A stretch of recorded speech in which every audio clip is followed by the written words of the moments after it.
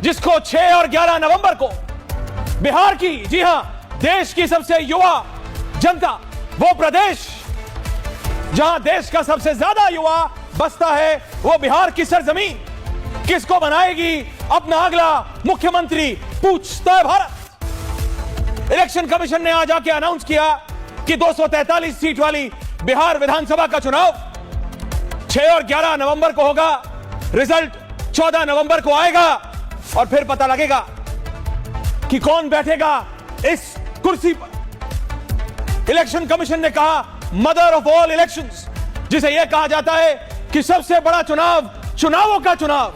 यह मैं नहीं कह रहा, यह खुद ज्ञानेश कुमार कह रहे हैं, यह खुद भारतवर्ष के चीफ इलेक्शन कमिश्नर कह रहे हैं mother of all elections. Mother of all elections किस लिए? क्योंकि यह चुनाव तय करेगा अगले 5 नहीं, 7 नहीं, 10 नहीं, अगले 20 साल की दिशा। वो समझते हैं ऐसे ही नहीं कोई सीईसी किसी प्रदेश के चुनाव को सबसे बड़ा चुनाव कह दे, मदर ऑफ ऑल चुनाव, चुनावों का चुनाव कह दे। दर्शकों, ये 243 वाली विधानसभा वाला बिहार का चुनाव ये बहुत महत्वपूर्ण है। इससे पहले कि मैं नंबर्स पे जाऊं, पिछले चुनावों के डिटेल्स पे जाऊं, मैं शब्दशः और रिपीट कर रहा हूं कि अगर देश की राजनीति का दिल उत्तर प्रदेश है तो नब्ज बिहार है। बिहार बताएगा, बिहार का रिजल्ट बताएगा कि क्या हाल है इस देश की राजनीति का। नब्ज पकड़ के डॉक्टर बता देते हैं, पुराने लोग, घर की दादी अम्मा बता देती है कि क्या हालत है, बुखार है कि नहीं है, हरारत तो नहीं है, या बुखार है। वो नब्ज है बिहार, और वो नब्ज बिहार और कांग्रेस, माफ कीजिएगा, बीजेपी और कांग्रेस दोनों को बताएगी। बिहार की जनता कांग्रेस, आरजेडी, बीजेपी सबको बताएगी, जेडीयू सबको, कि कौन कितने पानी में खड़ा है। बिहार के चुनाव का इंपैक्ट, सीधा असर 27 के उत्तर प्रदेश के चुनाव पे भी होगा और अगले देश के जनरल इलेक्शन पे भी।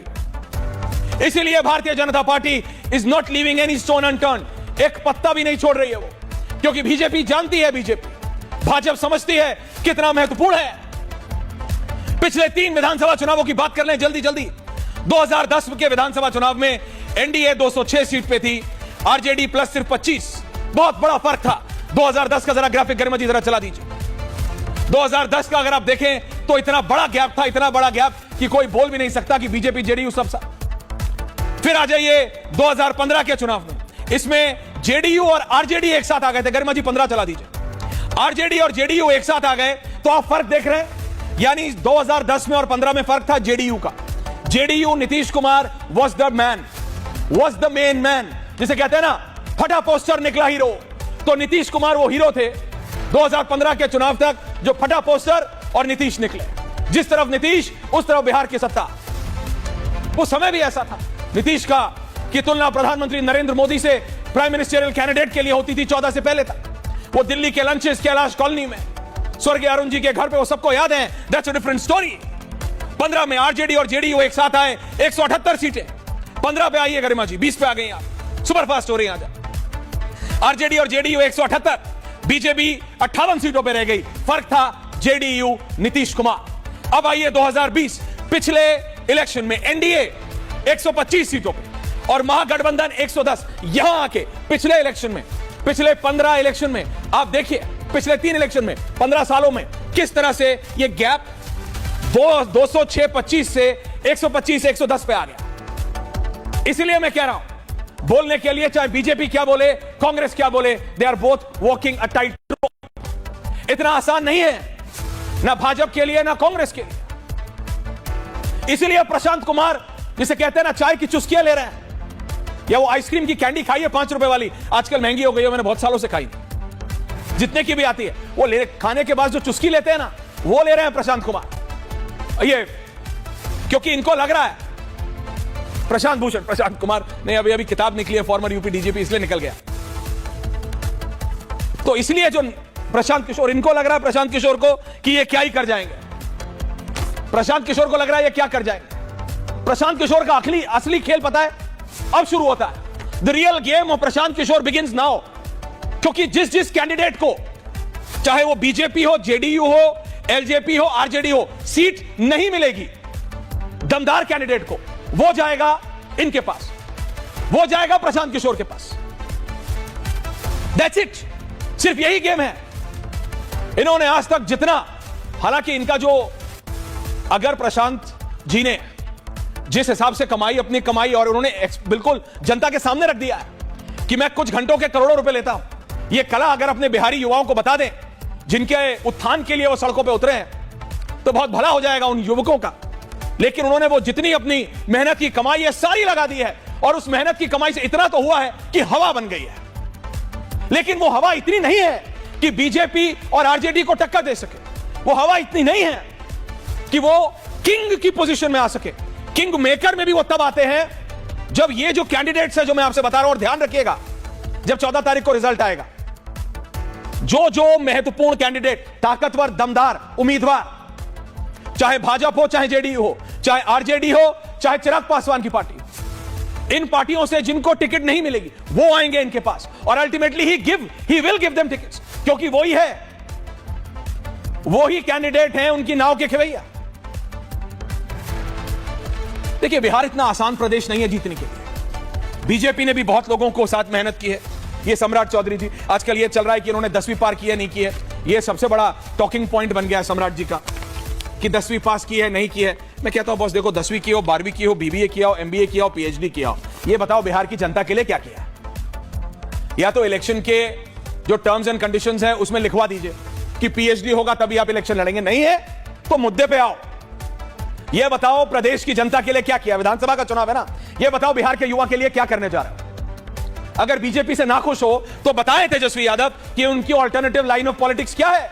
अगर चिराग पासवान 25 सीटों पर दावा कर रहे हैं, 26-28 सीटों पर दावा ठोक रहे हैं, स्वर्गीय रामविलास जी के सुपुत्र, लोक जनशक्ति आर रामविलास पासवान जी के, चिराग पासवान केंद्रीय मंत्री, कि मैं हूं युवा बिहारी का नेतृत्व करने वाला चिराग पासवान, तो बताएं Chirag Paswan what's his line of politics? वो क्या है जो वो देंगे जो तेजस्वी ने नहीं दिया? वो क्या है जो वो देंगे जो नीतीश कुमार ने नहीं दिया? वो क्या है वो देंगे जो बीजेपी ने नहीं दिया?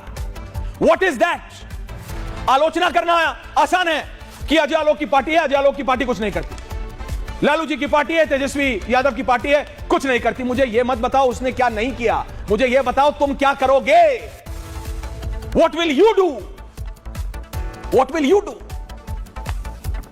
कर्मा जी जरा बिहार का डिस्ट्रिक्ट वाइज मैप चलाइए। 2020 का जो रिजल्ट आया, मैंने आपको उसका रिजल्ट बताया, आपने देखा बहुत पास था, 125 110, एनडीए 125, महागठबंधन 110। इसको डिस्ट्रिक्ट वाइज आप जरा डिवाइड करिए। मैं आपको बता रहा हूं क्यों।